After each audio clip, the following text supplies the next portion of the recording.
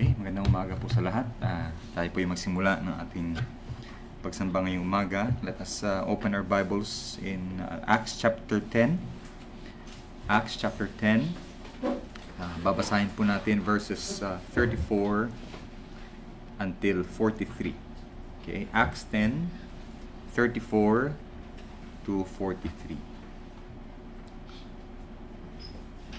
And let us all stand sa atin pong pagbabasa ng salita ng Panginoon. No? Acts 10, 34 to 43. Okay. Ang sabi po dito, Then Peter opened his mouth and said, Of a truth I perceive that God is no respecter of persons, but in every nation he that feareth him and worketh righteousness is accepted with him. The word which God sent unto the children of Israel, preaching peace by Jesus Christ, He is Lord of all. That word, I say, ye know, which was published throughout all Judea, and began from Galilee, after the baptism which John preached, how God anointed Jesus of Nazareth with the Holy Ghost and with power, who went about doing good, and healing all that were oppressed of the devil, for God was with him. And we are witnesses of all things which he did, both in the land of the Jews and in Jerusalem, whom they slew and hanged on a tree, which God raised up the third day, and showed him openly, not to all the people, but unto witnesses chosen before of God, even to us, who did eat and drink with him after he rose from the dead. And he commanded us to preach unto the people, and to testify that it is he which was ordained of God to be the judge of quick and dead. To him give all the prophets witnesses that through his name whosoever believeth in him shall receive remission of sins. Okay, tayo po'y manalangin. Kids, stand. Stand. Okay. Let us pray. Panginoong Diyos, kami po ay nagpapasalamat sa patuloy niyo na pag-iingat sa amin, Panginoon, at sa aming mga kapwa sa umagang ito, Panginoon. Kayo po ang nagtipon sa amin upang sambahin ang inyong pangalan, Panginoon. Kami po ay humihingi ng tawad sa aming mga kasalanan at pakabanalin niyo po kami, Panginoon, sa amin pong mga gagawin ngayong umaga upang ang aming mga sasabihin, ang aming mga gagawin, ang aming mga iisipin, Panginoon, ay maging katanggap-tanggap sa inyo. Nagpapasalamat po kami, Panginoon, sa aming kaligtasan na inyong ibinigay sa pamamagitan ng inyong bugtong na anak na si Jesucristo, na siyang karapat-dapat, Panginoon, na tumanggap ng lahat ng papuri at pasasalamat galing sa mga tupang kanyang tinubos. Pagpalain niyo, Panginoon, na ang aming maibahagi ngayong umaga ay pawang katotohanan lamang, at ang aming pag-aawitan, Panginoon, ay hindi lamang galing sa aming mga bibig, kundi galing, Panginoon, sa mga puso na puno ng pasasalamat at pagkamangha sa inyong kabutihan. Salamat, Panginoon, sa lahat ng biyaya. Ito po ang aming panalangin sa pangalan ni Jesus. Amen. Okay, maupo pong lahat. Okay, just to share a few things po sa ating binasa, no? Ito pong binasa natin ay mga salita po ni Apostle Peter nung siya po ay pinadala ng Panginoon sa isang Gentile, o hindi po, pag sinabing Gentile, a non-Jew who believes in the Lord Jesus Christ in the person of Cornelius. Okay, si Cornelius po ay dinidescribe sa first few verses, chapter 10. In the first verse, there was a certain man in Caesarea called Cornelius, a centurion of the band called the Italian band. Okay, so siya po ay isang Italian na sumasampalataya sa Panginoong Jesucristo. At makikita po natin dito na in verse 2, ang description sa kanya ay sabi po dyan, a devout man, okay, taong may mataimtim na pananampalataya sa Panginoon, may takot sa Panginoon, siya at ang kanyang tahanan, na nagbibigay ng tulong o limos sa mga nangangailangan at palaging nananalangin sa Panginoon. So, this describes him being a man who may not be a Jew or may not be an Israelite, but spiritually and internally, siya po ay isang anak ng Panginoon. Na sa katotohanan, sabi ni Apostle Peter in verse 34, sabi niya, "Then Peter opened his mouth and said, Of a truth, I perceive that God is no respecter of persons."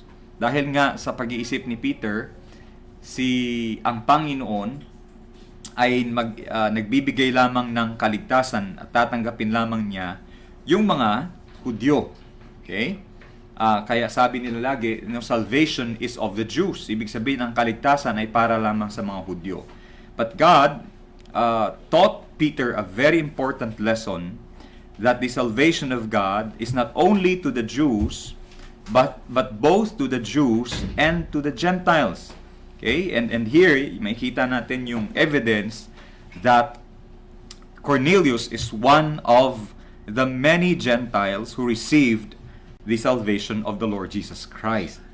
Now, in verse 36, kung mapapansin nyo, ang pinakasentro po ng mensahe ni Peter kay Cornelius is not prosperity or not about himself.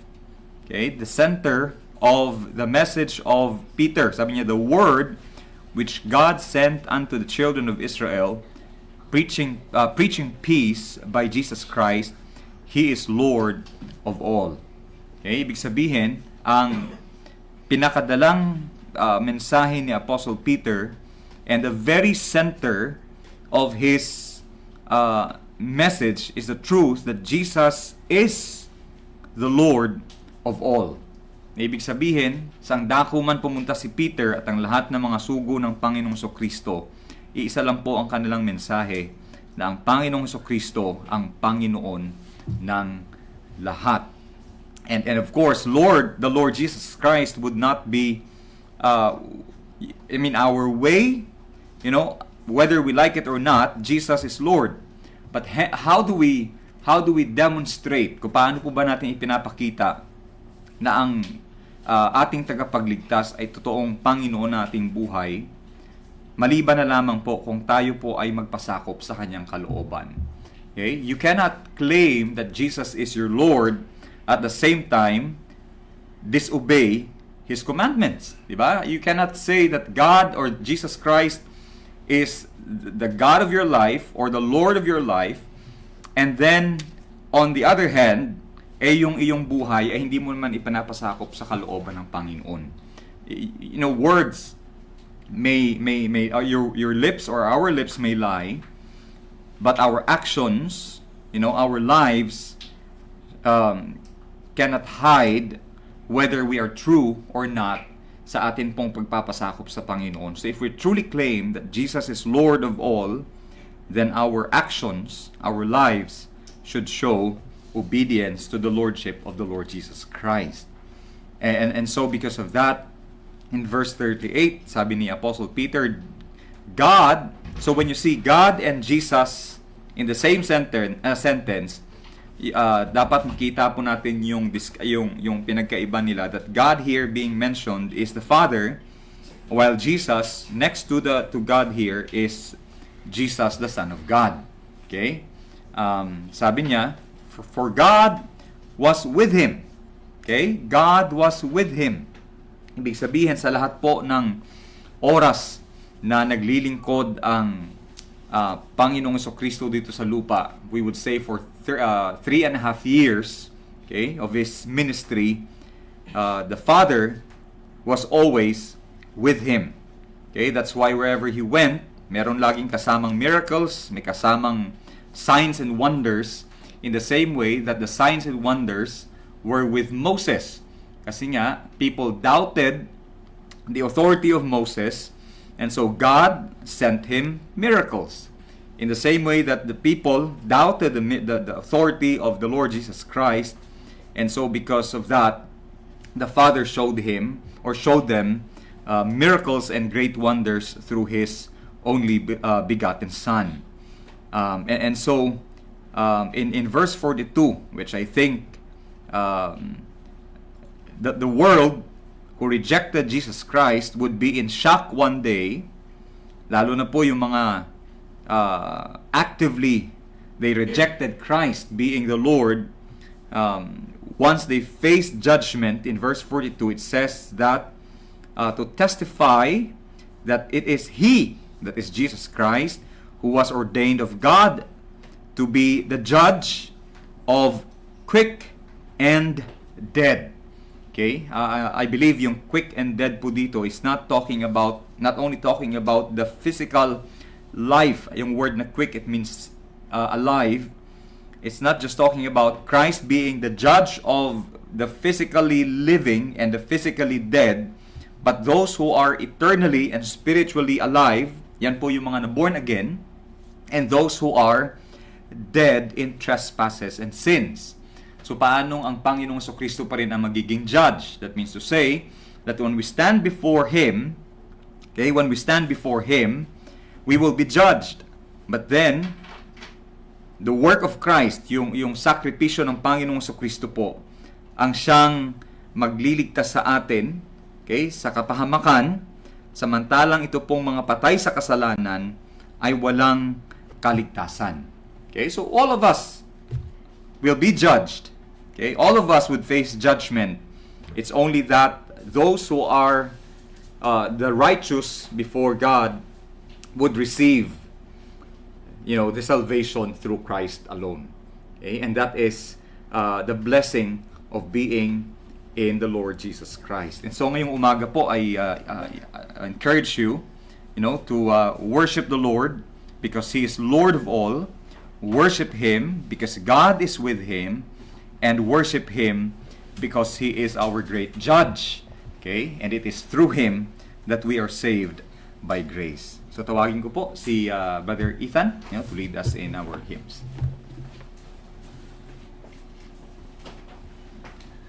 Morning po sa lahat. Morning.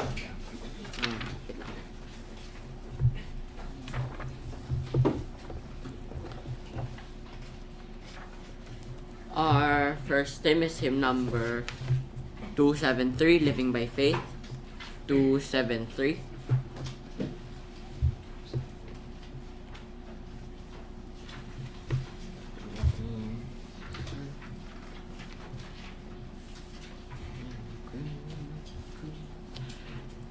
I care not today what the morrow may bring. I care not today what the I care. Hymn number 273. Ready now, sing. I care not today what the morrow may bring, if shadow or sunshine or rain.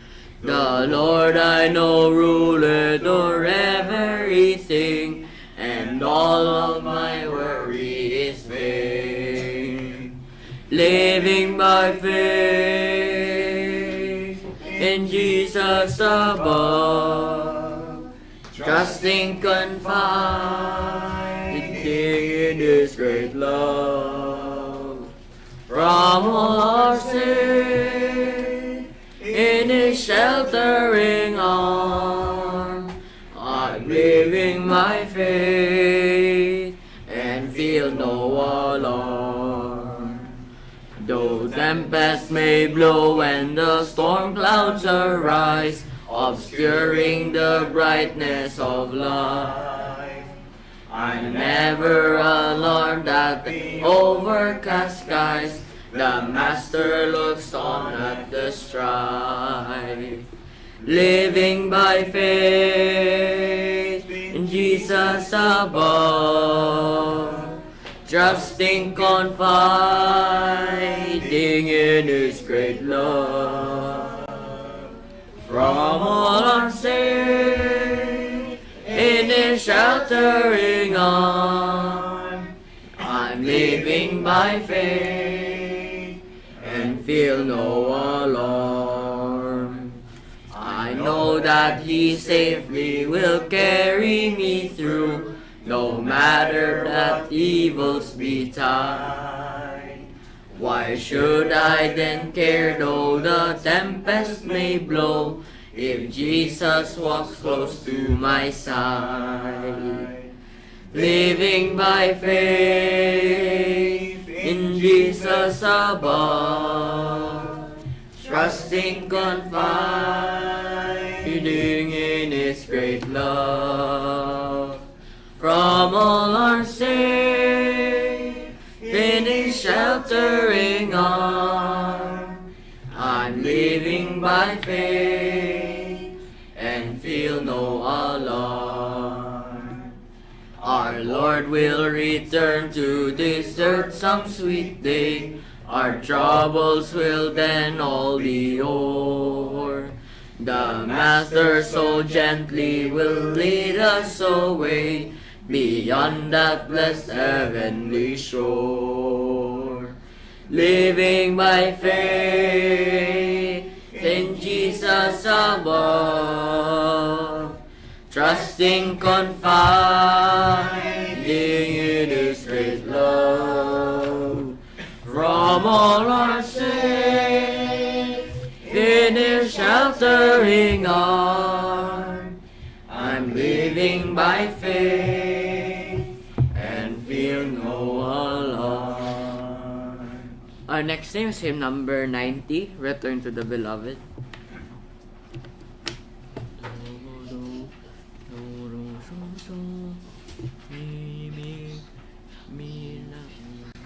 Return, my fair beloved, why am I turned aside? Return, hymn number 90, Return to the Beloved. Ready now, sing. Return, my fair beloved, why am I turned aside?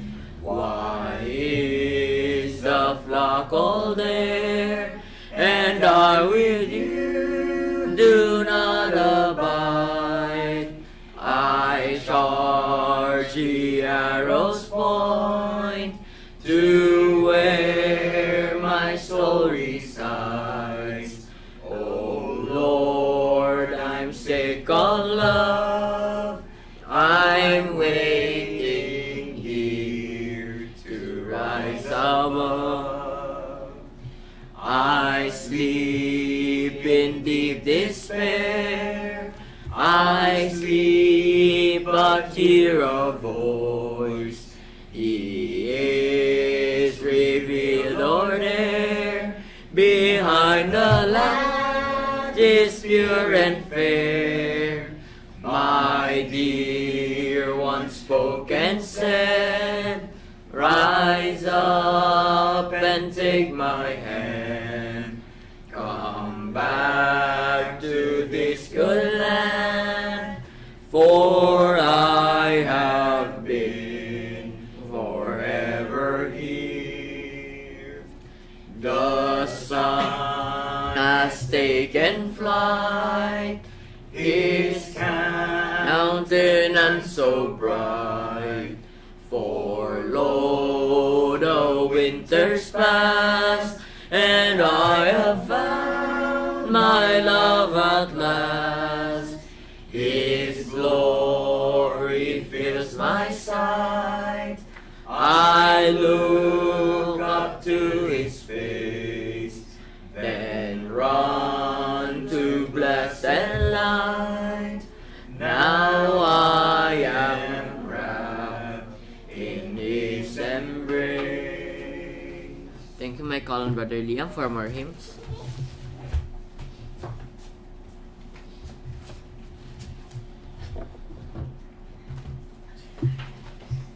Good morning sa lahat. Our next hymn is hymn number 216 on Jordan's stormy banks.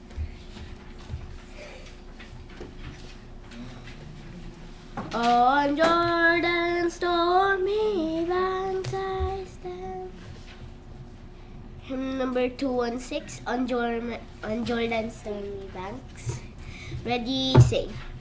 On Jordan's stormy banks I stand and cast a wishful eye to Canaan's fair and happy land, where my possessions lie.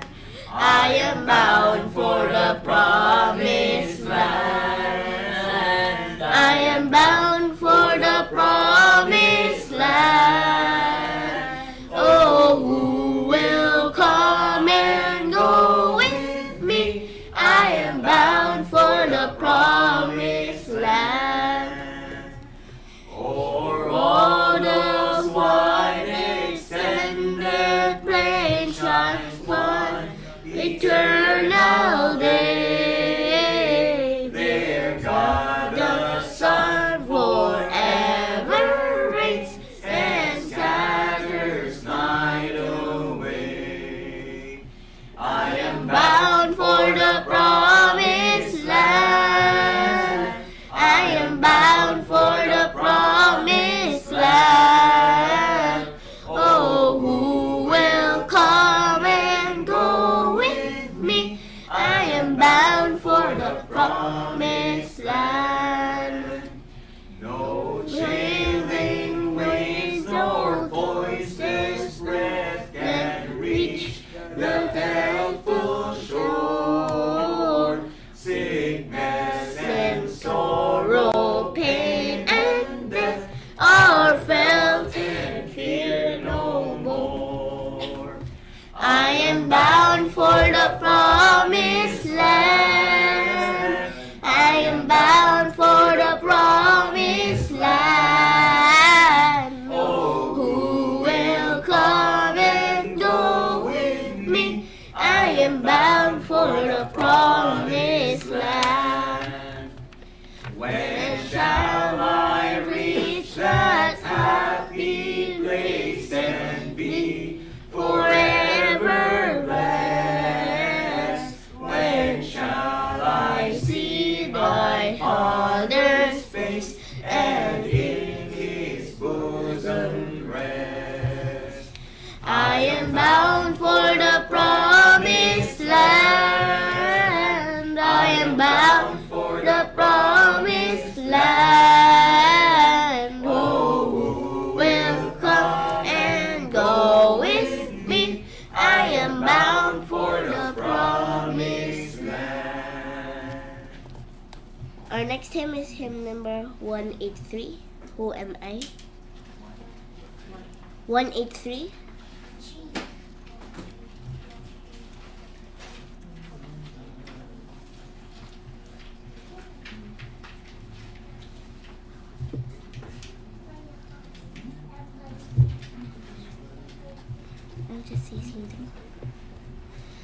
I'll just say something lang. It said here, who am I, this worm of earth? The worm of earth is us, and then like there is a giant. Like we are powerless to God. That's why it said here, who am I, this worm of earth? It's like we are no match for God. That's what it means when it says this worm of earth. Hymn number 183. Who am I? Who am I, this worm of earth? Hymn number 183. Who am I? Ready, sing. Who am I, this worm of earth? The chief of sinners still, to be chosen by the Lord, sent by His will, down below in the last day, in endless misery,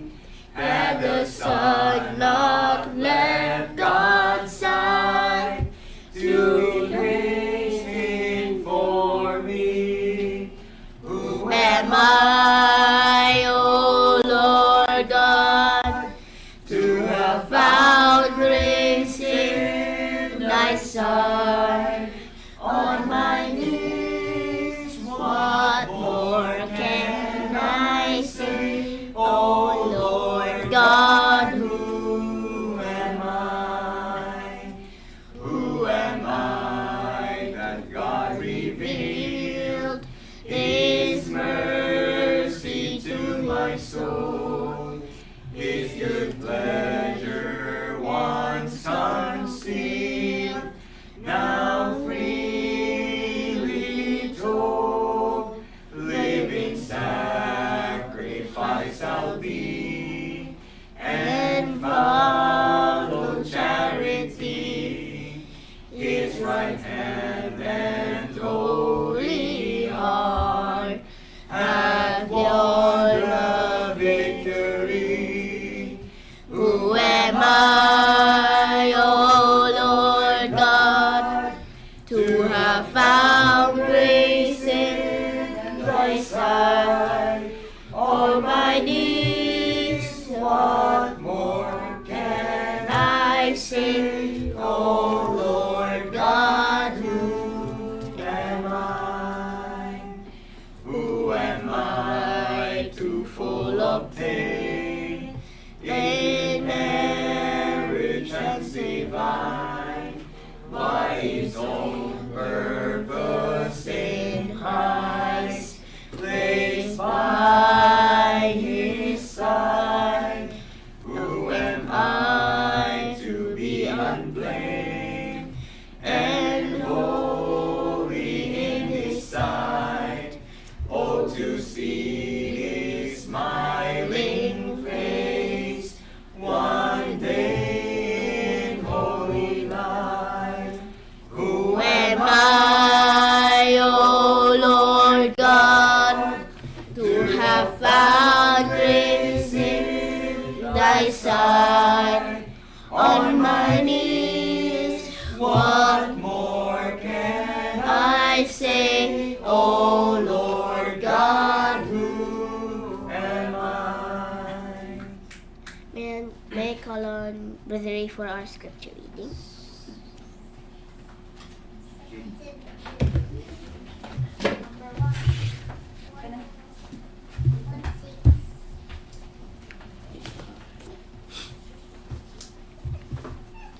Po, sa scripture reading natin ay babasahin po natin sa Book of Joshua chapter 18 verses 11 to verse 28.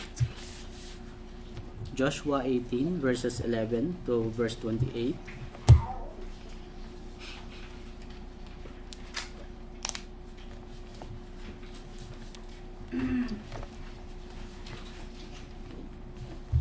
Verse 11 po. And the lot of the tribe of the children of Benjamin came up according to their families, and the coast of their lot came forth between the children of Judah and the children of Joseph. And their border on the north side was from Jordan, and the border went up to the side of Jericho on the north side, and went up through the mountains westward, and the goings out thereof were at the wilderness of Bethaven. And the border went over from thence toward Luz, to the side of Luz, which is Bethel, southward. And the border descended to Ataroth Adar, near the hill that lieth on the south side of the nether Beth Horon. And the border was drawn thence, and compassed the corner the sea southward, from the hill that lieth before Beth Horon southward. And the goings out thereof were at Kirjath Baal, which is Kirjath Jearim, a city of the children of Judah. This was the west quarter. And the south quarter was from the end of Kirjath Jearim, and the border went out on the west, and went out to the well of waters of Nephtoah. And the border came down to the end of the mountain that lieth before the valley of the son of Hinnom, and which is in the valley of the giants on the north, and descended to the valley of Hinnom, to the side of Jebusi, on the south, and descended to Enrogel, and was drawn from the north, and went forth to Enshemish, and went forth toward Geliloth, which is over against the going up of Adumim, and descended to the stone of Bohan, the son of Reuben, and passed along toward the side over against Araba, northward, and went down unto Araba, And the border passed along the side of Beth Hogla northward. And the goings over the border were at the north bay of the Salt Sea and the south end of Jordan. This was the south coast. And Jordan was the border of it on the east side. This was the inheritance of the children of Benjamin, by the coast thereof round about, according to their families. Now the cities of the tribe of the children of Benjamin, according to their families, were Jericho, and Beth Hogla, and the valley of Kezis, and Beth Araba, and Zemaraim, and Bethel, and Avim, and Pira, and Ophrah, and Shephar Hamonai, and Ophni, and Geba, 12 cities with their villages. Gibeon, and Ramah, and Beeroth, and Mizpeh, and Shephirah, and Moza, and Rechem, and Irpel, and Tarala, and Zillah, Eliph, and Jebusi, which is Jerusalem, Gibeath, and Kirjath, 14 cities with their villages. This is the inheritance of the children of Benjamin, according to their families. Okay, so let me share with you po yung mensahe na gustong ipahatid sa atin ng binasa natin, no. So dito po sa binasa natin sa verses 11 to 28 ng book of Joshua chapter 18. This is the record of the inheritance of the tribe of Benjamin. So kung maalala nyo po, si Benjamin is the youngest son of Jacob and Rachel. So mababasa nyo yan sa Genesis chapter 35 verse 18 po. And sa Joshua 18:11, it is directly stated dyan na si Benjamin, or yung inheritance ni Benjamin, it came between the children of Judah and the children of Joseph. So nandun siya sa kalagitnaan ng mga inheritance ng children of Judah and Joseph. And at first po, ay pag tiningnan po natin, makikita natin na parang maliit na portion ng land or inheritance lang siya. But as the scripture unfolds, makikita natin kung gaano siya naging mahalaga or gaano naging significant yung portion ng tribe of Benjamin. So within Benjamin's inheritance, there were places na familiar po sa atin, or it has already became significant throughout the scripture, or magiging significant as we go along with the scripture. So una dyan ay yung Jericho. So this is where God has first demonstrated His power. Ito yung unang na-conquest ng mga Israelites when they crossed the land of Canaan, nung tumawid sila sa land of Canaan. So if you can remember the walls of Jericho, nung bumagsak po ito, sa Joshua chapter 6:20 po yan. Then we also have Bethel.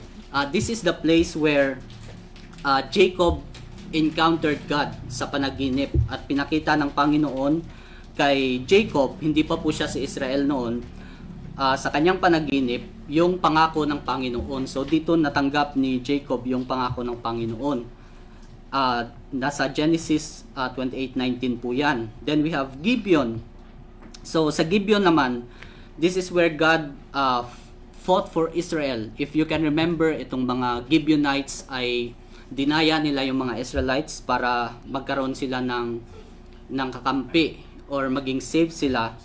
But then Joshua had fought for them, defended them, and God demonstrated a miracle in Gibeon. So if you can remember din po sa Joshua chapter 10 po yan, when Joshua prayed for the sun to stand still para matalo nila itong mga sumakop sa Gibeonites.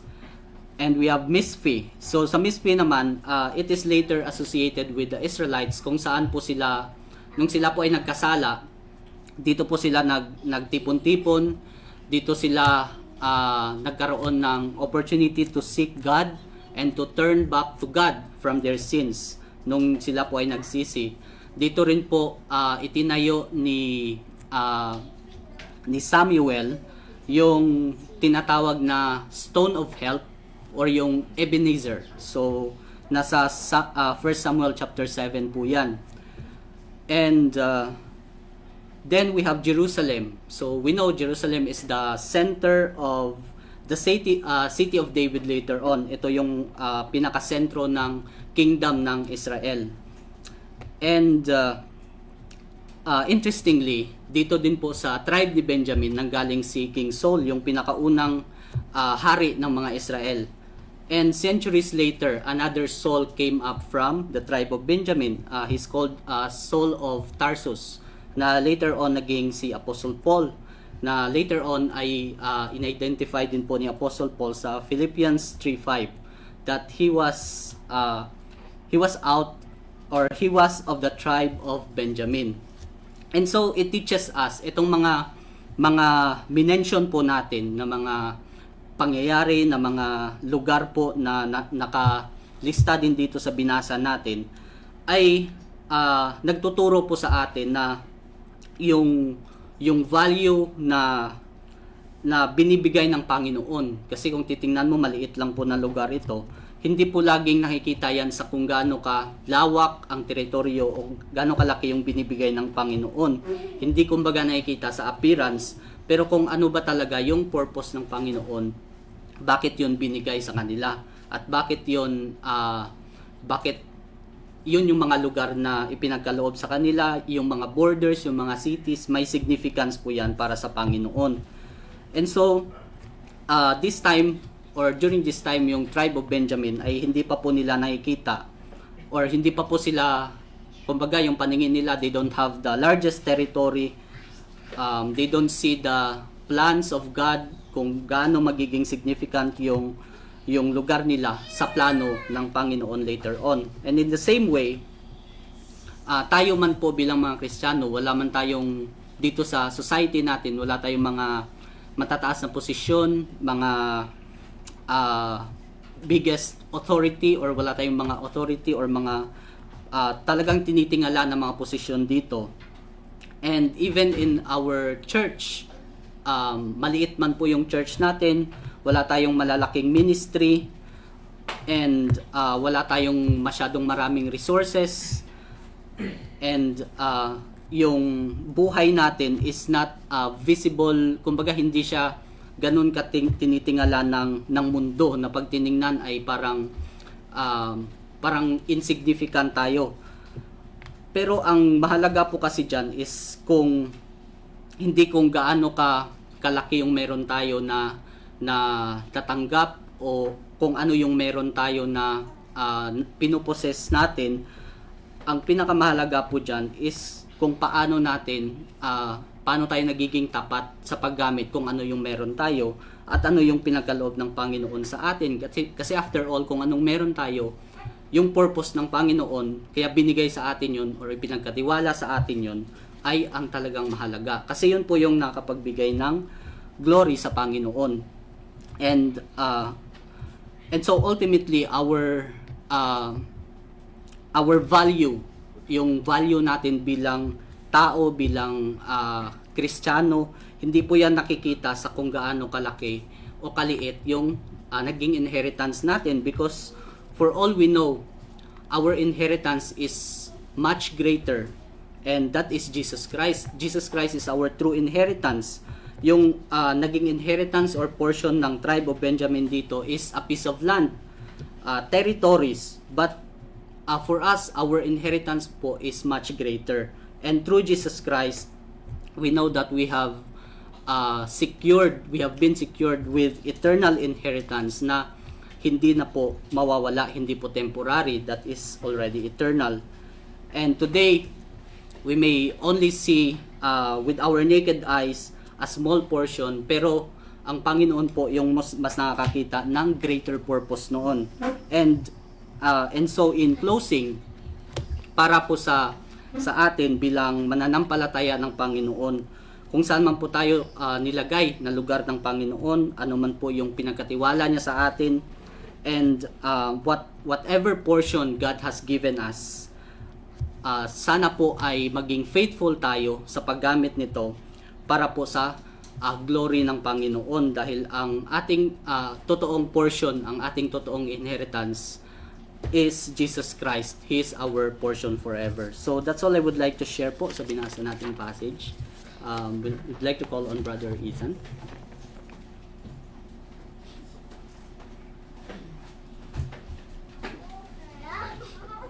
Our next hymn is hymn number 438. 438.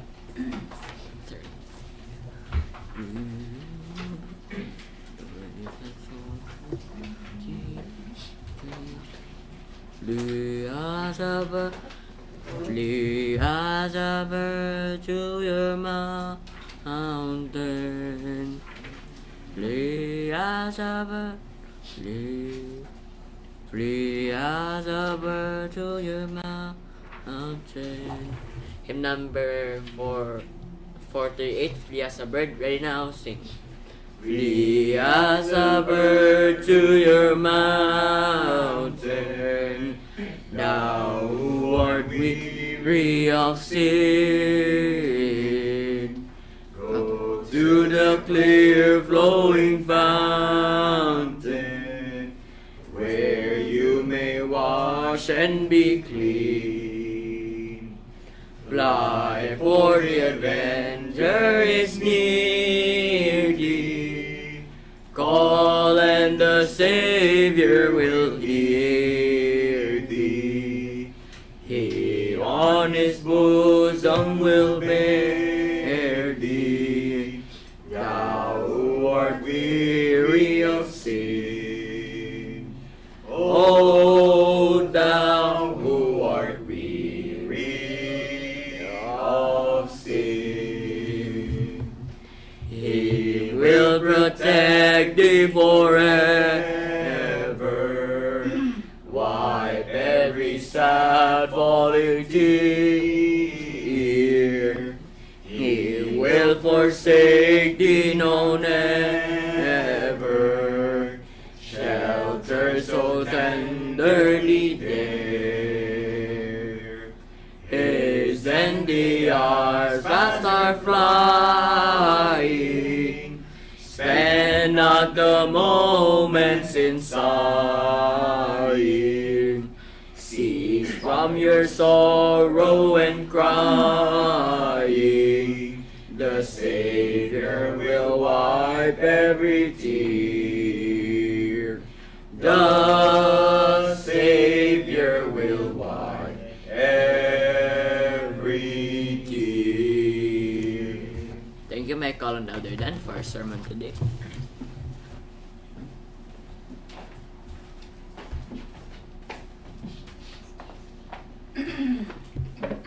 Okay, let us open our Bibles to 1 Samuel.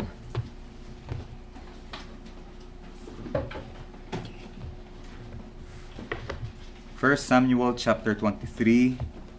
Dalawa po ang references natin ngayon, no? 1 Samuel 23 verses 15 hanggang 29, and then we will go to Psalm chapter 11 because these two are related to each other, no? So 1 Samuel 23, 15 to 29, and then Psalm chapter 11. Okay, I'll read from chapter 15. And David saw that Saul was come out to seek his life, and David was in the wilderness of Ziph in a wood. And Jonathan, Saul's son, arose and went to David into the wood, and strengthened his hand in God. And he said unto him, Fear not, for the hand of Saul my father shall not find thee, and thou shalt be king over Israel, and I shall be next unto thee, and that also Saul my father knoweth. And they two made a covenant before the Lord, and David abode in the wood, and Jonathan went to his house. Then came up the Ziphites to Saul to Gibeah, saying, Doth not David hide himself with us in a stronghold, or strongholds in the wood, in the hill of Hachilah, which is on the south of Jeshimon? Now therefore, O king, come down, according to all the desire of thy soul to come down, and our part shall be to deliver him into the king's hand. And Saul said, Blessed be ye of the Lord, for ye have compassion on me. Go, I pray you, prepare yet, and know and see his place where his haunt is, and who hath seen him there. For it is told me that he dealeth very subtly. See therefore, and take knowledge of all the lurking places where he hideth himself, and come ye again to me with a certainty, and I will go with you. And it shall come to pass, if he be in the land, that I will search him out throughout all the thousands of Judah. And they arose and went to Ziph before Saul. But David and his men were in the wilderness of Maon, in the plain on the south of Jeshimon. Saul also and his men went to seek him, and they told David, wherefore he came down into a rock, and abode in the wilderness of Maon. And when Saul heard that, he pursued after David in the wilderness of Maon.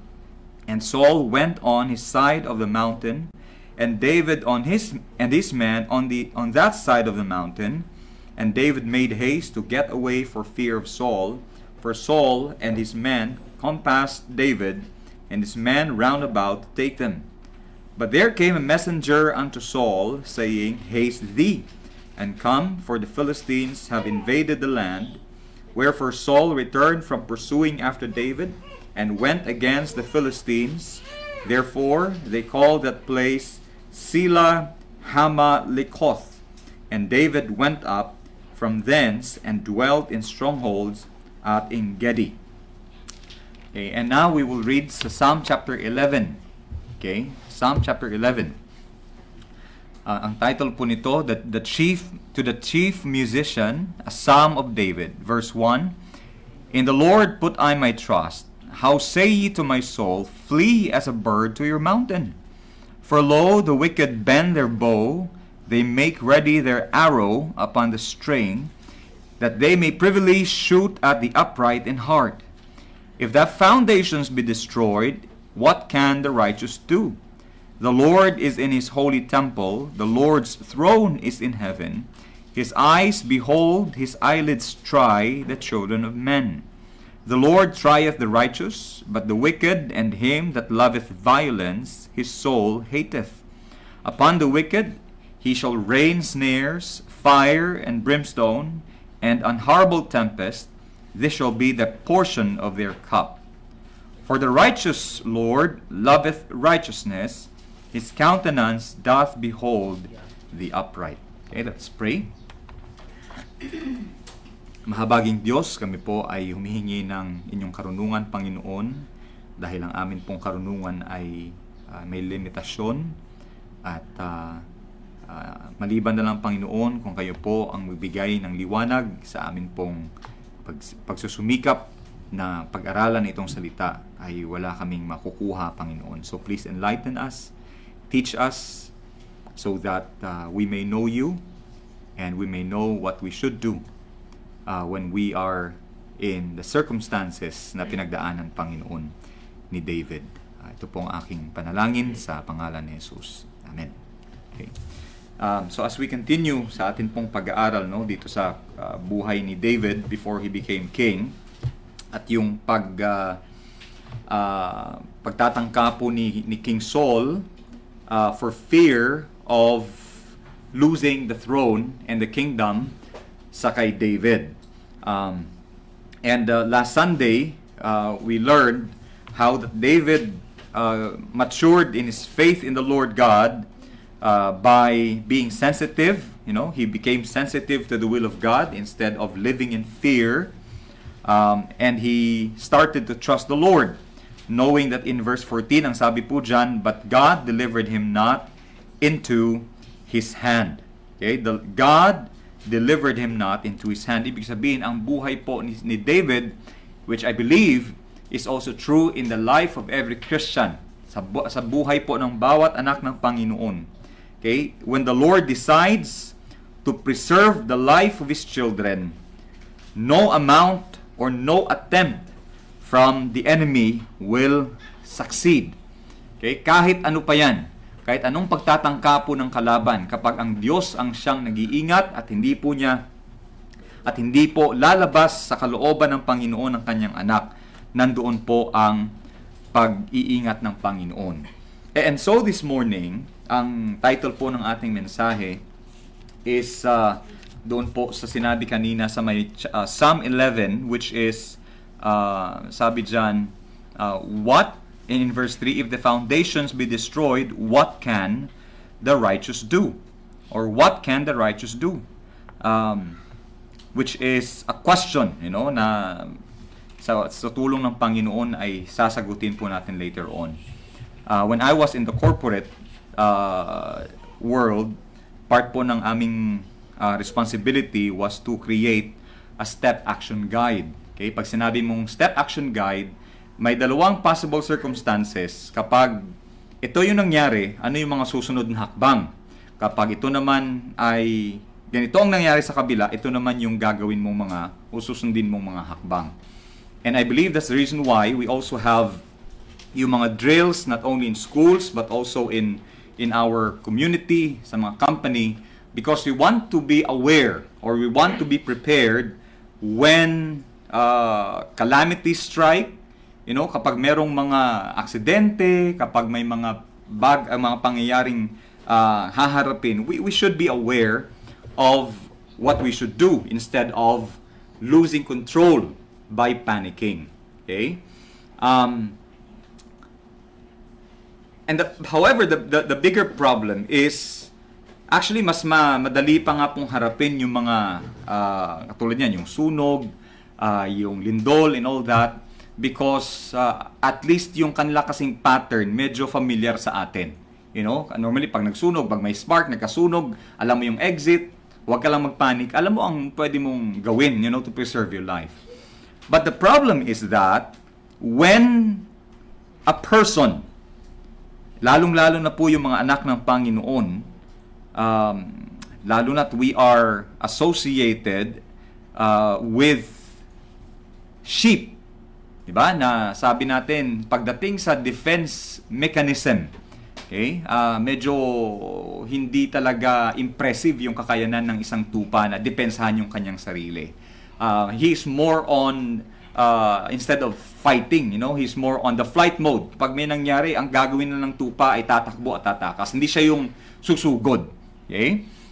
That's the reason why I think it poses a bigger problem when God's children are in the hands of treacherous people. Okay? What would you do? I think I can go back to the question, what can the righteous do when we are surrounded by people not only who intend to destroy us openly, but also intend to destroy us with the element of betrayal. Okay? With the element of betrayal. Kasi ito po yung kinakaharap ni David dito, kung napapansin nyo. He prayed to the Lord while he was in the land of, first of all, yung mga taga-Keilah. Okay? He saved them. Pero nung tinanong ni David ang Panginoon kung siya ba ay isusurrender o i-give up ng mga inhabitants ng Keilah, the Lord told David, sabi niya, they will surrender you to the people of Saul. And now there is another group of people. When David went to Ziph, he went to Ziph, the wilderness of Ziph. Ang pag sinabi natin wilderness, it means uninhabited. Walang nakatira doon. Okay, maybe a portion of it is inhabited by people, but when you say wilderness of Ziph, it's already mostly outside of the inhabited area of the land. And yet, you would notice that the people of Ziph or the Ziphites planned to surrender David to Saul. Okay? Kaya nga nakapagsabi kahit mismo si Saul, sabi niya in verse 21, "Blessed be ye of the Lord." Okay? Itong si Saul na hindi na sinasamahan o tinalikuran ng Panginoon, sa sobrang tuwa niya sa gagawin ng mga Ziphites, Sabi mo nakapagsabi, pagpalain kayo ng Panginoon. Sabi niya, "Blessed be ye of the Lord, for ye have compassion on me." Okay? Laking tuwa ni Saul.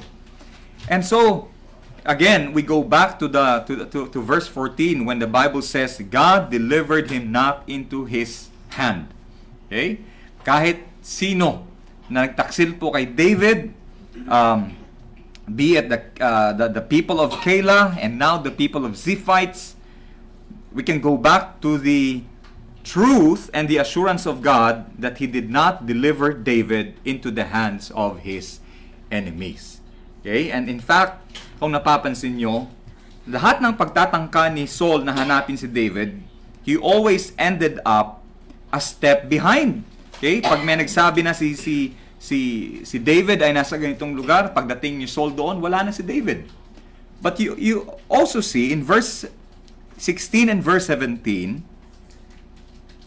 now hindi po nahihirapan si Jonathan na ma-meet up si David. It's simply because it is the Lord's will for Jonathan and David, being covenant friends, to see each other and to encourage each other. That's why they meet each other. Pero pag labas sa kalooban ng Panginoon na matagpuan si David, nobody could find David. Okay? Plain as that, as simple as that. Pag kalooban ng Panginoon natutupad, nangyayari. Kapag hindi kalooban ng Panginoon ay hindi po natutupad. And you see, I would say in verse 17 that Jonathan even spake in a prophetic way. Na sabi niya, when he encouraged David in verse 17, sabi niya, my father, the hand of my father Saul shall not find thee, and thou shalt be king over Israel. No, kapag binasa natin yung record, David eventually became the king of Israel. Okay? And then he says, and I shall be next unto thee. Sabi no, yung ikaw yung crown prince, na ikaw na dapat yung kasunod sa haring si Saul, but you are willing to give up the throne or the succession of the throne because you know that it's not God's will for you to be king, but it is God's will for your friend, your covenant friend, to be the successor or the inheritor of the throne. Which, although hindi po ito nangyari, we can say that since both David and Jonathan are no longer here on earth, I believe, nung nauna si Jonathan, di ba? Naunang namatay si Jonathan, and then years later on, sa pagtanda ni David, siya din po ay namatay. I believe the first person na hinanap ni David, aside from the Lord God Himself, ay walang iba kundi yung kanyang best friend or covenant friend na si Jonathan. And they were next to each other, I believe so. Okay? Now, itong 1 Samuel chapter 23 led to the writing or the composition of Psalm chapter 11. Okay, kaya kung mapapansin nyo, tumatawid po tayo from 1 Samuel to Psalms kasi yan po lagi ang ginagawa ni David. Pag may nangyayari, he would end up writing a hymn or a psalm to the Lord. Okay? Ito na yung parang pinaka-diary ni David instead of venting out or expressing his frustration in life because of his enemies. He ended up writing something, praising the Lord, trusting the Lord, calling on the Lord. And so, let's now turn to Psalm chapter 11 because dito po ay ibibigay sa atin yung kasagutan. What can the righteous do?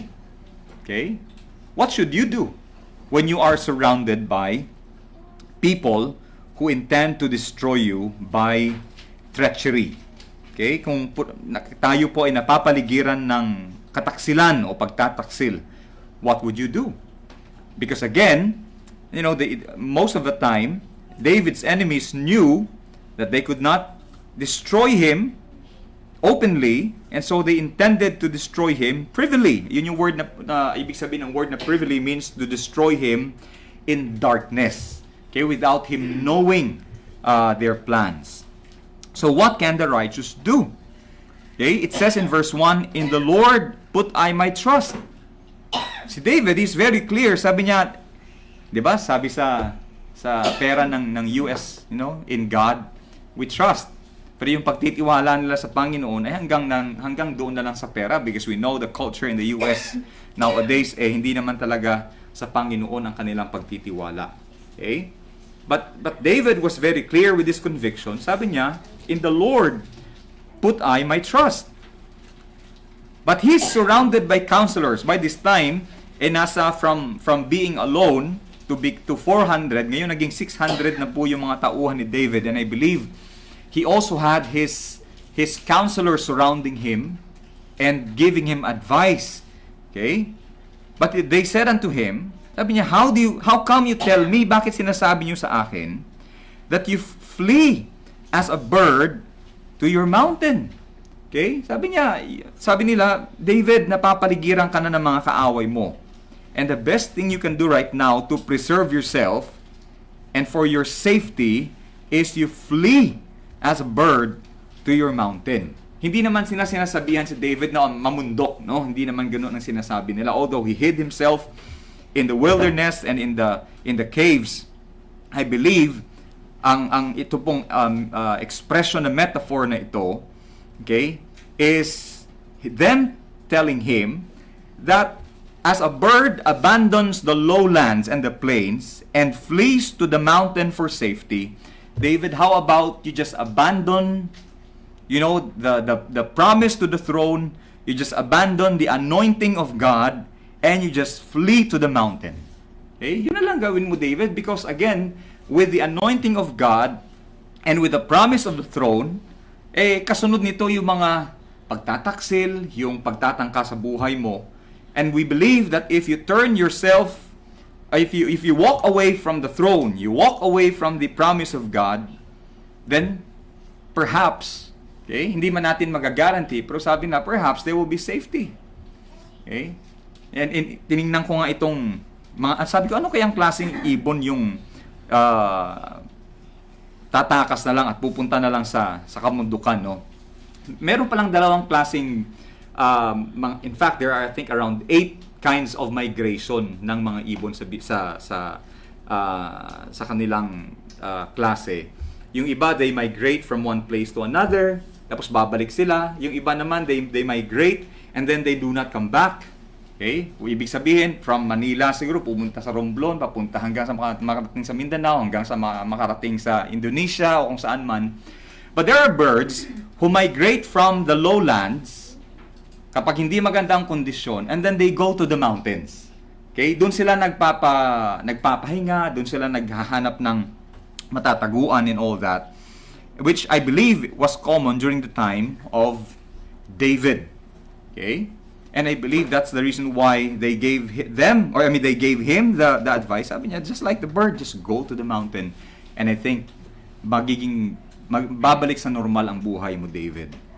Okay? A well-meant advice from David's counselors.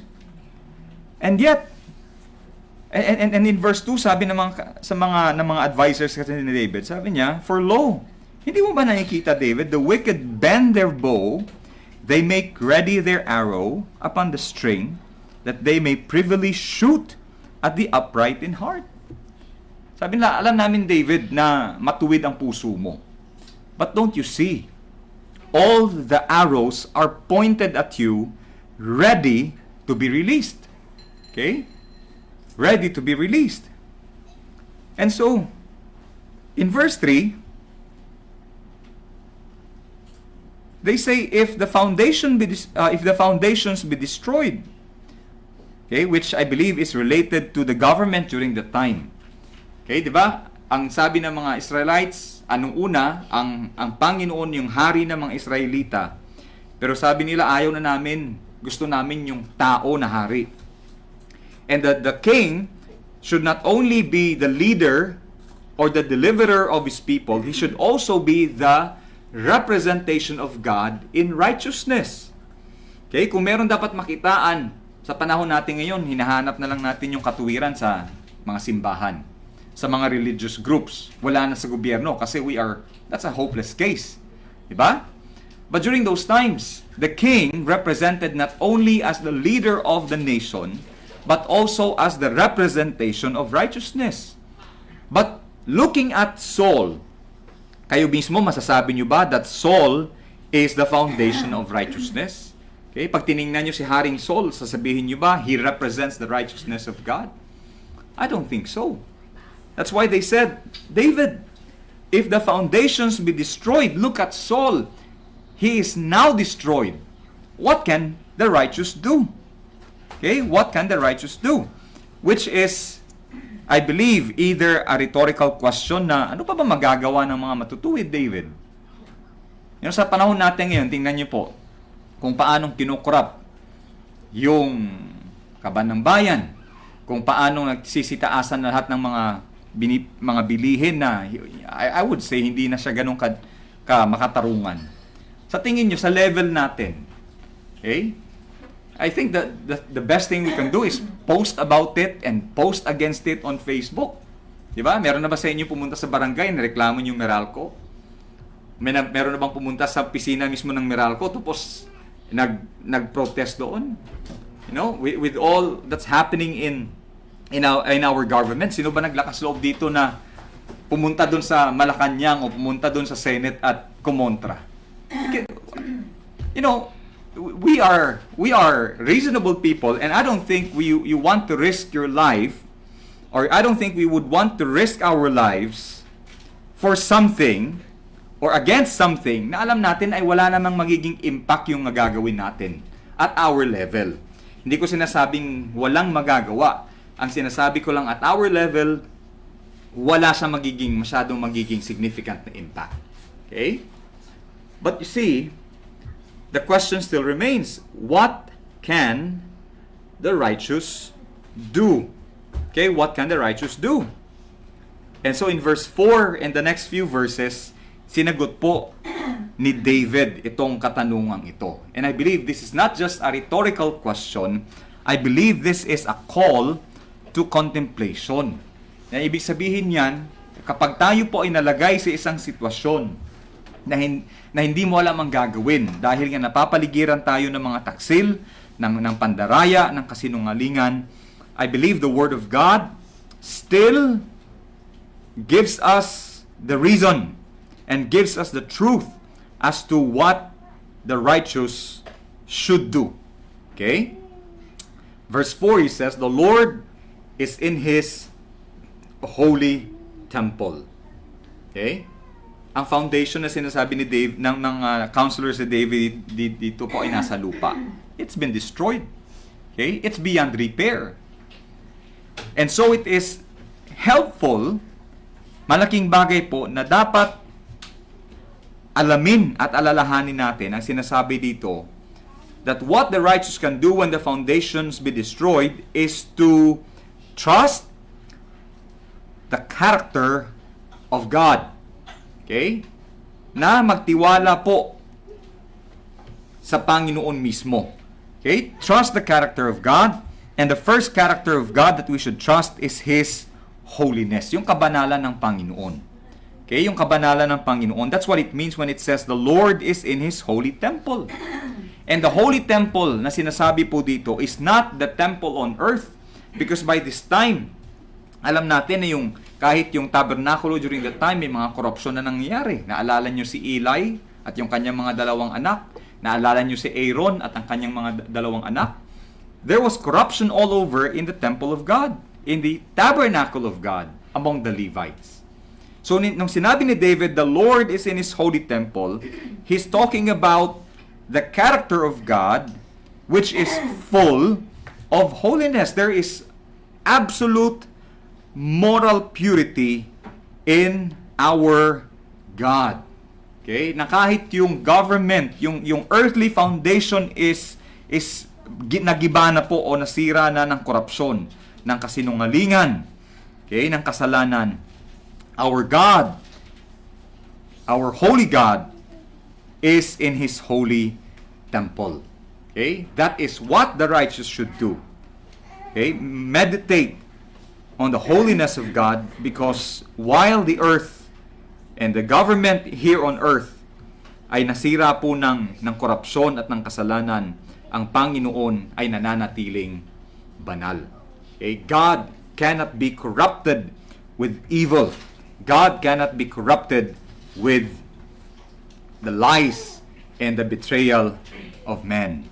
Okay? And next to that, sabi niya, the Lord's throne is in heaven. Okay, the Lord's throne is in heaven. Not only that God is in His holy temple, God is also, or the throne of God, is in heaven. Na ang ibig sabihin ni King David dito, okay, and I think this is what happened to King Saul, yung absolute power corrupts absolutely. Kapag ang tao ay meron siyang absolute na kapangyarihan, yung walang kokontra sa kanya at walang hahadlang sa kanya, ang magiging kasunod po niyan ay walang iba kundi yung absolute corruption. Okay? But you see, in the record, okay, sa karamihan po sa mga hari ng Israel, a lot of them were corrupted by their own power.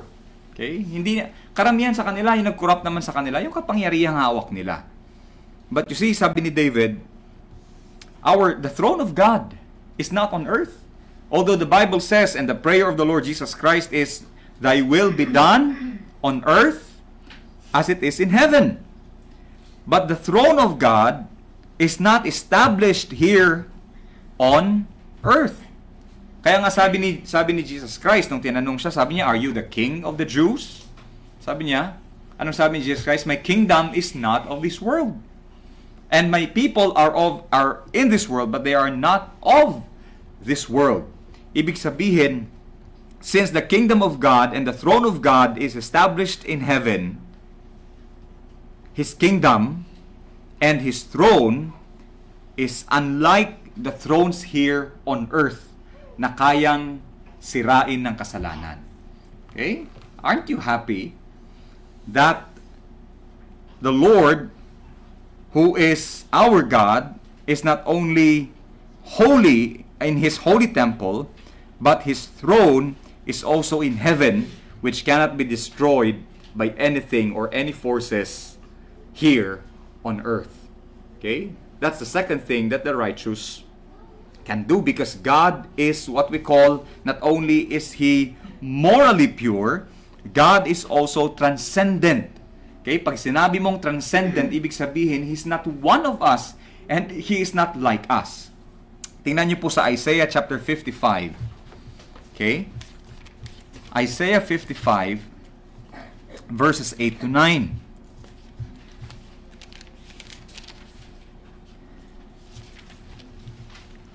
Isaiah 55, 8 to 9. Sabi ng Panginoon, for my thoughts are not your thoughts. Yan, sabi ng Panginoon, ay hindi tayo magkapareho ng pag-iisip. Okay? Hindi tayo pareho mag-isip. Sa atin, di ba, napapansin nyo, kadalasan, when we face problems, we explore different possible solutions. Okay? Ano kaya mangyari pag ganito, ganito, ganito, ganito. And then, later on, we realize we have reached the end of the line, tapos wala na, parang you run out of options. And now, what follows is frustration. Okay? May mga problema, tinatry mo i-solve, pero you have already figured out all possible options, pero wala kang mahanap na paraan. But with God, okay, He doesn't have to consider several options, because God is the one who establishes the way. Okay? The Bible says in the book of Acts, known unto God are all His ways. Alam ng Panginoon lahat yan, kasi Siya ang gumagawa ng paraan. Diba? We always sing, God will make a way when there seems to be no way. Okay?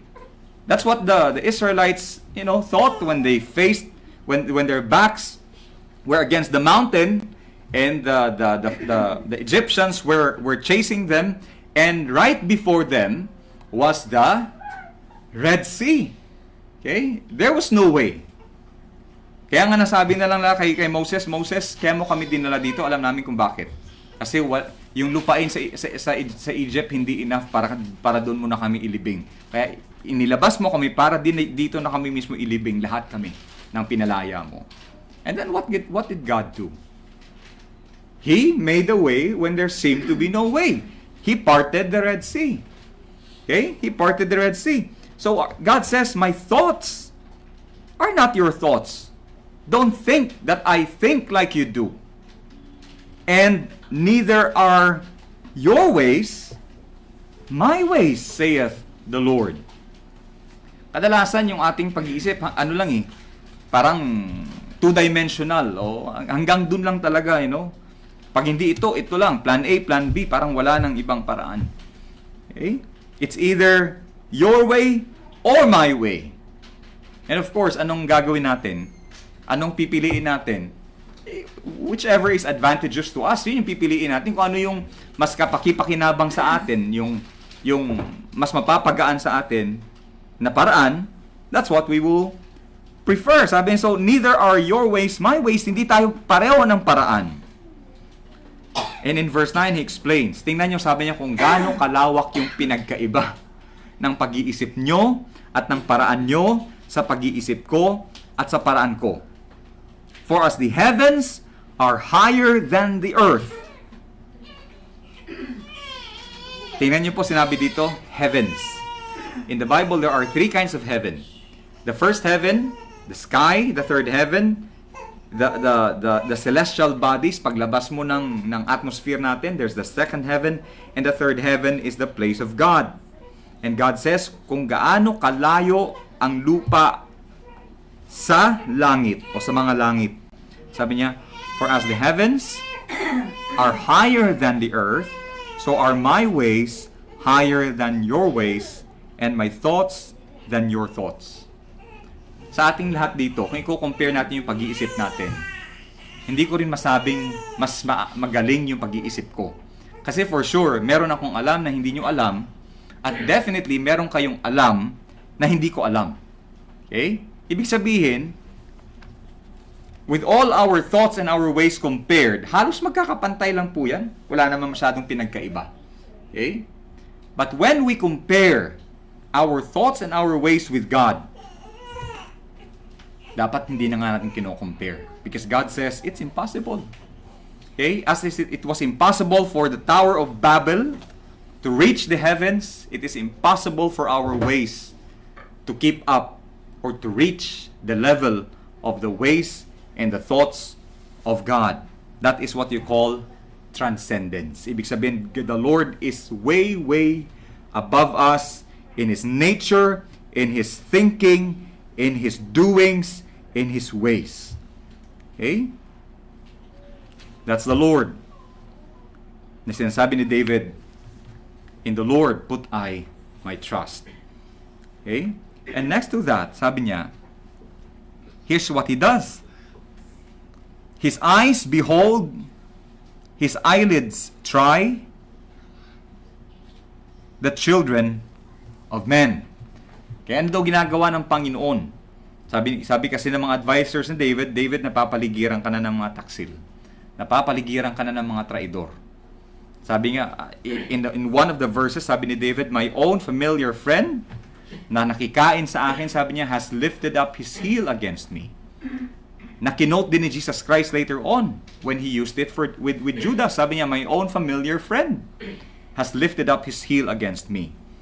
Okay? Pinagtaksilan si David ng kanyang kaibigan, hindi po si Joshua, si Jonathan, isa sa mga naging ka-close ni David, at si Jesus Christ din ay pinagtaksilan ng isa sa mga tinawag niya. So what does the Lord do? Sabi niya, His eyes behold, His eyelids try the children of men. Okay? Both sinusubok ng Panginoon, both the righteous and the wicked. Sinusubok ng Panginoon ang mga matutuwid at ang mga masasama. Okay, take note of verse 5. Sabi diyan, the Lord trieth the righteous, but the wicked and him that loveth violence, his soul hateth. Okay? So, what is the difference? Kung pareho palang sinusubok ng Panginoon ang mga matutuwid at ang mga masasama, what is the purpose of God proving or testing both of them? Okay? What is the difference and what is the purpose of God? For the righteous. Okay? For the righteous. Tingnan niyo po sa Psalm 66. Psalm 66 verse 10. Kung ano po ang purpose ng Panginoon kapag sinusubok niya ang kanyang mga anak. Okay? At ang mga matutuwid. Psalm 66 verse 10. For thou, O God, hast proved us, thou hast tried us as silver is tried. Now, we are talking about a refiner's fire. Anong ibig sabihin yan? Yung taong gusto niyang palabasin yung pinakamalinis, pinakapurong elemento ng o klase ng pilak o ng ginto. Ipapadaanin niya yan sa apoy. But his intention is not to destroy it or to burn it. His intention is to remove the impurities. So ibig sabihin, papalabasin niya yung totoong nature nila at papalabasin niya yung best version or the purest version of that metal. In the same way, when the Bible says that God trieth the righteous, God does not make yung testing ng Panginoon does not make us what we are not, but to prove us or to show us what we already are. Ibig sabihin, hindi ka pinapadanas ng Panginoon sa mga pagsubok para maging anak ka. Okay? Para maging matuwid ka. Pinapadaan ka ng Panginoon sa pagsubok bilang anak niya, bilang matuwid na tao, para palabasin niya yung mas matuwid pa, yung mas banal pa, mas malinis pa na uri ng pagkatao natin. Okay? That's what He does. Ibig sabihin, He allows us to go through the fiery circumstances katulad ni Job para tanggalin yung mga impurities, tanggalin yung mga immaturities, tanggalin yung mga kasalanang namumuo sa puso natin, sa kaisipan natin. So that, sabi ng isang kanta, I shall come forth as gold. Okay? Tingnan nyo yung gold, ha? Okay, hindi ko ma-guarantee kasi sino bang may totoong gold dito? Okay? Ay, ayoko tayo tingnan si Tamerly, kaya lang siya lang ang nakikita kong may gold. Hindi ko kasi magamit tong ring ko eh. Mukha lang to eh, pero pag dumaan sa apoy to sigurado. Okay? Yung gold, kahit sabihin mong pure yan, kapag na-expose sa corrosion yan o sa mga elements, nag-iiba ang kulay niyan. But you cannot deny that it is gold. Okay? And you would only get to appreciate the beauty of gold kapag yan po ay nilinis o kapag yan po ay dumaan sa apoy para tanggalin po ang mga impurities nito. In the same way, that is the purpose of God for our trials. Okay? To bring about, okay, or to produce Christ-likeness. Because Christ is the purest of all. Okay? He created us to conform to the image of His Son. In fact, I would not say, I think I mentioned this earlier, to bring about or to produce the best version of yourself. Let me correct that. When God allows us to go through the fiery trials, He wants to bring about or to bring out the Christ-likeness in us. He wants us to conform to the image of His dear Son. Yan ang purpose po ng trial. Hindi para gibain ka, hindi para saktan ka, hindi para sirain ka, but for you to come forth as gold, just like the Lord Jesus Christ. If that is the purpose for the righteous, I just want to quote one more verse, sa 1 Peter chapter 1 verse 6. 1 Peter chapter 1 verse 6. Si Peter mismo, dumaan din po ito sa pagsubok ng Panginoon. Nakita niyo kung paanong binago ng Panginoon si Peter nung siya ay napaka-impulsive, siya yung pabibong apostle. Pero nung ipinagkanuluyan yung Panginoon, pinagtaksilan niya ang Panginoon, I think that was part of God purifying him. Diba? It was God's process of purifying him. But in 1 Peter, chapter 1 verse 6 to 7, sabi niya, wherein ye greatly rejoice, though now for a season, if need be, ye are in heaviness through manifold temptations. Yung temptations dito is from the root word where we get the word trials. That the trial of your faith, being much more precious than of gold that perisheth, though it be tried with fire, might be found unto praise and honor and glory at the appearing of Jesus Christ. So, ibig sabihin, ang point ni Apostle Peter is that as our faith is purified, which is more precious than gold, as it gets purified, the purpose is to bring praise and honor and glory to the Lord Jesus Christ. Okay? That's the purpose of the testing or the trying of the righteous. How about the wicked? How about the wicked? Okay? Sa wicked naman, sa mga masasama naman, the purpose of that is for God to prove to themselves and to all the witnesses that the wicked deserve damnation. Okay? Para ipakita ng Panginoon. Kaya sinusubok din. Okay? Ako nga, I would say that the trial of the wicked or the testing of the wicked is more of the court trial. Okay?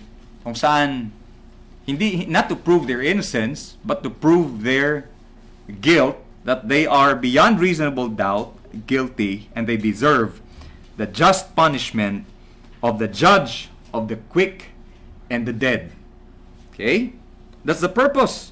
Because take note, sabi ng Panginoon in verse 5, but the wicked and him that loveth violence, his, that is God's soul, hateth. At dahil kinamumuhian ng Panginoon ang mga masasama, in verse 6, take a look at what they will get or they will receive from the Lord. And upon the wicked, he shall rain snares, fire, brimstone, and an horrible tempest. This shall be the portion of their cup. Kapag sinabi mong portion of their cup, that is what they are going to reap. Yan yung magiging mana. Yan po ang magiging pabuya. Okay? Or that will be the reward of those who love violence and do wickedness. Okay? Sabi ng mga advisors ni David, sabi niya, hindi mo ba alam, David, lahat ng mga pana nakatutok sa'yo. Anytime, lilipad yan. Anytime, tatama sa'yo. Pero sabi ni David, hindi mo ba alam? Hindi din ba alam? Don't you know that God will rain snares? Ang Diyos mismo ang magpapaulan ng mga patibong. Na hindi nila alam kung saan sila pupunta, saan sila lalakad. And I believe David here made reference to birds being trapped in snares. Okay? Ang mga Hudyo mahilig din mag-trap ng mga ibon during the time. Okay? And the snares, ako na-try ko din to sa probinsya during the time. Yung gamit ka ng string, i-attach mo sa sanga. Diba? Si Brother Rod sigurado na-try niya rin to paano gumawa ng trap para sa mga ibon, para sa mga hayop na gusto mong hulihin and all that. And you have to be good at hiding the trap. Otherwise, pag nakita ng gusto mong hulihin, iiwasan niya yan. Okay? Can you imagine yung, I believe, during the World War, okay, World War I and II, more specifically sa II, there were areas kung saan lalanding yung mga sundalo at gagawin ng kalaban ay tataniman nila ng napakaraming landmines yung lugar. At kahit yung mga sundalo na kahit trained, hindi nila alam kung saan yung safe na lalakaran o aapakan. And I believe what will happen to the wicked is much worse than man can do to the righteous. Okay? Mismo si James. Ano sinabi ni James? Itong mga masasamang gumagawa ng kasamaan sa mga anak ng Panginoon, pinapataba lang naman ng Panginoon yan para sa katayan. They are made fat to the slaughter. Okay? And their punishment will be much deserved. Okay? It will be much deserved. Now in verse 7, finally, sabi ni David, For the righteous Lord For the righteous Lord loveth righteousness. Okay? Which is given. But comfort. Kasi hindi naman maganda at hindi tama na sasabihin natin, the righteous Lord loveth wickedness. God forbid. Okay? Malayong mangyari po yan. But of course, the question is, how do we become righteous? Okay? Yan ang tanong. And so I'd like to take you to Romans chapter 5 to show us kung paano po tayo naging matuwid sa harapan ng Panginoon. Okay, Romans chapter 5, which teaches us very clearly how that we are justified. Kasi ang taong matuwid, ang process ng kanyang pagiging matuwid, okay, kung bakit siya naging matuwid, ang process, ang tawag po dyan is justification, pagpapawalang sala. Kasi hindi pwedeng matuwid ka, pero may sala ka. You first have to be made righteous or declared righteous for you to be righteous. Okay? And the one who declared us righteous is no other than the righteous judge. Okay? In chapter 5 verse 1, therefore being justified by faith, we have peace with God through our Lord Jesus Christ. Okay? I believe it is by the faithfulness of Christ that we are justified. And then in Romans chapter 3, verse 24, okay, being justified freely by His grace through the redemption that is in Christ Jesus. So how are we justified? How are we declared righteous? Okay? Parang hirap paniwalaan, no? How that you look at yourself and you know in your heart that you are a sinner, pero at the same time, in the eyes of God, you are declared righteous. Okay? Parang mahirap siyang i-reconcile how that you know your sins. Yung past sins mo, yung present sins mo, and yet in the eyes of God, you are declared righteous. And the one who declares you righteous is the one who knows the hearts. Is the one who can divide the bones and marrow. The one who can divide the soul and the spirit. In Hebrews chapter 4, sabi sa Biblia, there is nothing we can hide before God. And He knows our hearts. And yet He declares us righteous, not because of who we are and what we have done, hindi po dahil sa kung sino tayo at ano pong mga nagawa nating mga kabutihan, but simply on the basis of the righteousness of Christ. Kasi tayo po ay nakikibahagi lamang sa katuwiran at sa kabutihan ng Panginoong Kristo. And so because of that, tama yung sinasabi ni David, for the righteous Lord loveth righteousness. Not your own righteousness, but the righteousness of Christ in you. Okay? Sabi niya, His countenance doth behold the upright. Okay? Yung mukha daw ng Panginoon, yung liwanag ng mukha ng Panginoon ay nakatuon doon sa matutuwid. Okay? I believe the most dangerous situation, I believe ang pinaka nakakatakot na sitwasyon is not that you are surrounded by traitors or by liars or by deceivers. I believe the most dangerous position is when the countenance of God is against you. Okay? Kahit kakampi mo pa ang buong mundo, kapag kalaban mo ang Panginoon, okay? Napaka nakakatakot at napakadelikadong kalagayan po yan.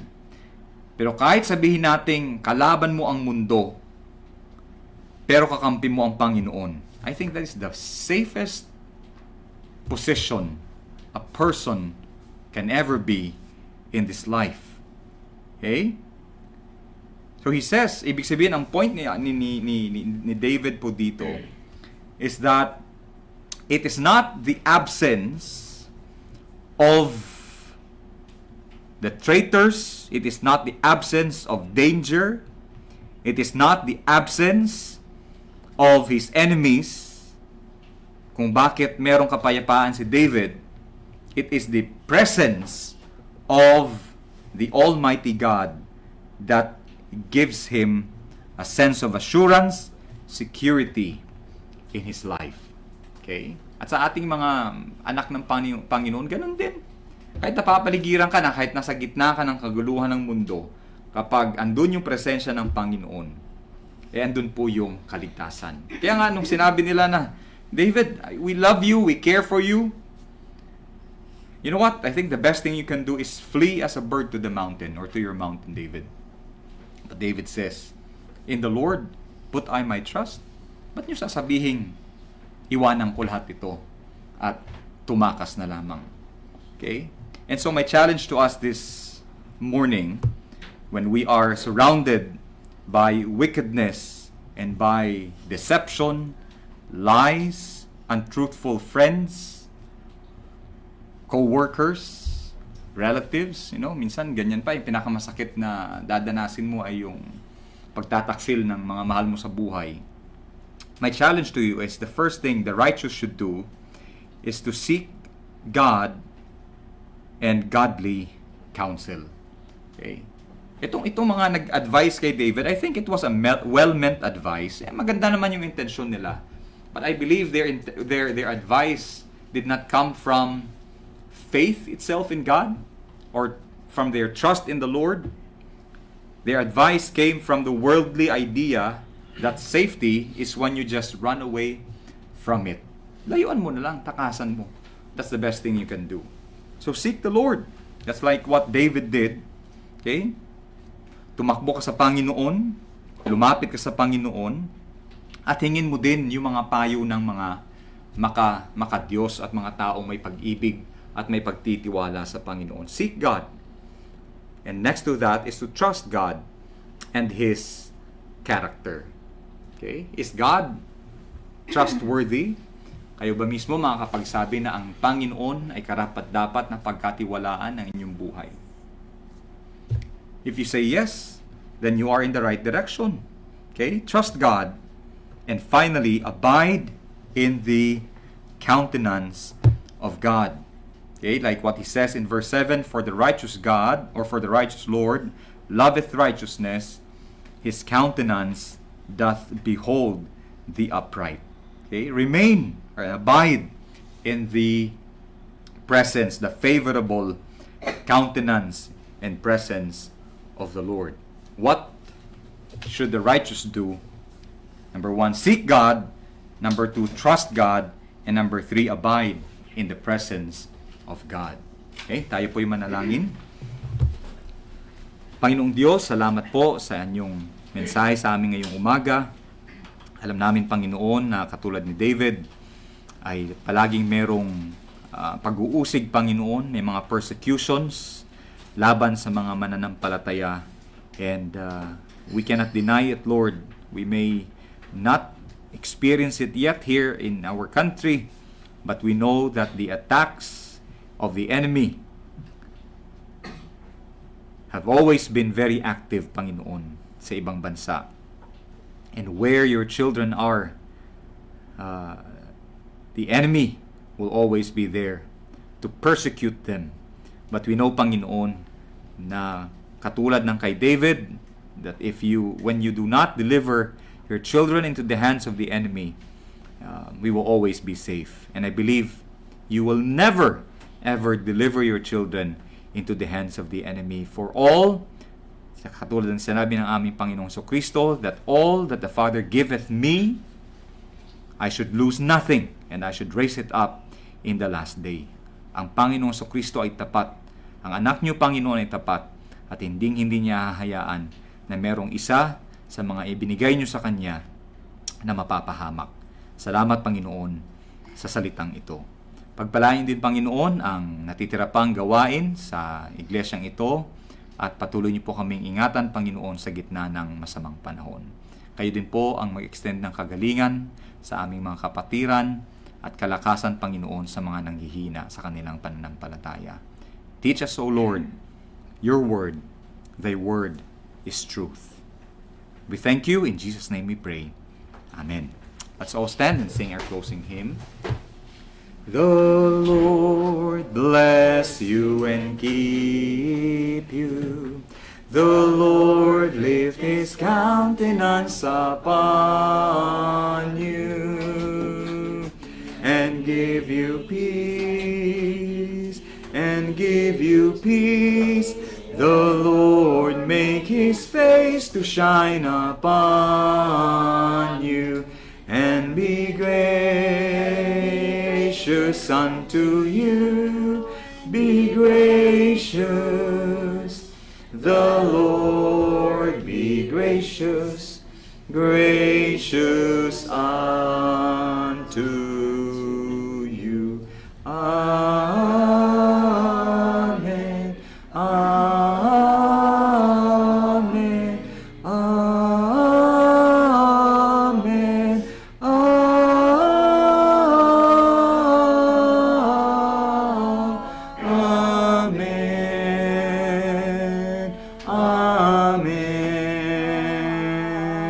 Amen.